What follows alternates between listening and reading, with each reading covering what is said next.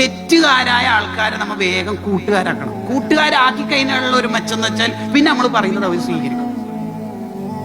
എനിക്കിപ്പോൾ അടുത്തൊരു അനുഭവം ഉണ്ടായി, ഞാൻ പറയാം.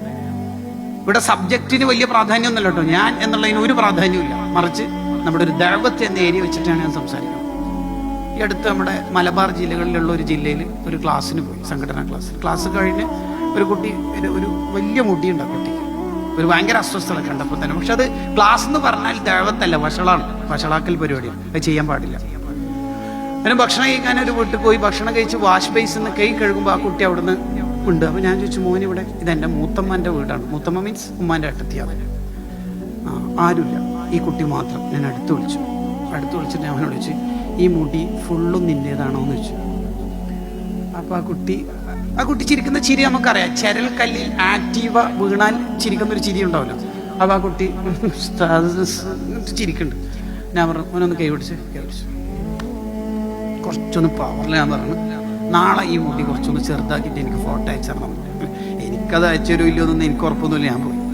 ഞാൻ 3 ദിവസം പിന്നെ നാട്ടിലുണ്ടായില്ല, കുറച്ച് ദൂരെ ഒരു പരിപാടിക്ക് പോയിട്ട് തിരിച്ച് കൊച്ചിയിൽ ഫ്ലൈറ്റ് ഇറങ്ങി ദെൻ നേത്രാവതി ട്രെയിനിൽ കയറി വരുമ്പോൾ എനിക്ക് ഇഗ്നറൻ്റായ പരിചയമില്ലാത്തൊരു നമ്പറിന് എന്നുള്ള ബാർബർ ഷോപ്പിൽ നിന്ന് മുടി മുറിക്കുന്ന വീഡിയോ ആഫ്റ്റർ കഷണ്ടിക്ക് ശേഷം മരുന്ന് ഉപയോഗിച്ച ശേഷം എന്നൊരു ചിത്രം ഉണ്ടല്ലേ, മുടി മുറിച്ചതിന് ശേഷമുള്ള ഒരു ഫോട്ടോ, ദെൻ ഒരു വോയിസ്. ആ വോയിസാണ് പ്രധാനം. അതിനാണ് ഞാൻ ഇത്ര റിസ്ക് എടുത്തിട്ട് ആ ഉദാഹരണം പറഞ്ഞത്. എന്താ വോയിസ് എന്ന് പറയാം? ഉസ്താദ് എന്നോട് പൊരുത്തപ്പെടണം, ഉസ്താദ് മുടി നാളെ മുറിക്കണം എന്നാണ് പറഞ്ഞത്, പക്ഷേ എനിക്ക് പനി വന്ന് 2 ദിവസം ഹോസ്പിറ്റലിൽ അഡ്മിറ്റ് ആയിരുന്നു, ഇന്നാ ഡിസ്ചാർജ് ആയത്, ഇന്ന് മുറിച്ചിട്ടുണ്ട് ഉസ്താദ്, പൊരുത്തപ്പെടണം, അതവ് കേട് എന്നൊന്നും വിചാരിക്കല്ലേ. ഈ തലമുറനെയാണ് നമ്മൾ വേഗം നരകത്തിലേക്ക് ഇടല്. അത് നമ്മൾ നിർത്തുക, കുറെ കൂടി ഫ്രണ്ട്ലി ദഅവത്ത് നടത്തുക. അതാണ് നബി സല്ലല്ലാഹു അലൈഹി വസല്ലം തങ്ങളുടെ ഒരു സിസ്റ്റം എന്ന് പറയുന്നത്.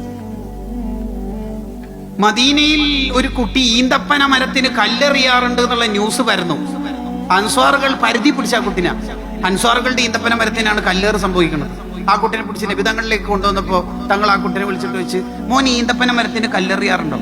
കുട്ടികളല്ലേ, നിഷ്കളങ്കരല്ലേ, അവർ ഓപ്പണായി പറയുമല്ലോ, ആ കല്ലെറിയാറുണ്ട്, ഓപ്പണായിട്ട് പറയാ. അപ്പൊ കുട്ടീനോട് തങ്ങൾ വെച്ച്, അല്ല എന്തിനാ കല്ലെറിയുന്നത്? അപ്പൊ ആ കുട്ടി ഓപ്പണായിട്ട് തന്നെ പറഞ്ഞു, ഈത്തപ്പഴം കിട്ടാൻ. അപ്പൊ തങ്ങള് ലാത്തർമിന്നഹല, ഈന്തപ്പന മരത്തിന് കല്ലെറിയരുത്, വീണ് ഈത്തപ്പഴമൊക്കെ ഈ മോനെ എടുത്തോട്ടല്ലേ, സമ്മതല്ലേ, വീണ് ഈത്തപ്പഴമൊക്കെ മോനെ എടുത്തോളി, കല്ലെറിയരുത്. കുറച്ച് ഡിസ്റ്റൻസ് വെച്ചിട്ടാണ് പറയണത്. ആ കുട്ടിനെ കുറച്ച് അടുത്തേക്ക് വിളിച്ച് അടുത്തിരുത്തിയിട്ട് തല തടവിയിട്ട് ദ്വാരന്ന് കൊടുത്തു. ഈ കുട്ടിക്ക് നല്ല വിശപ്പ് കൊടുക്കാണ്ട് ചെറിയ വിശപ്പിൽ ഒതുക്കണേന്ന് അള്ളാഹിനോട് ദ്വാരന്ന് കൊടുത്തു.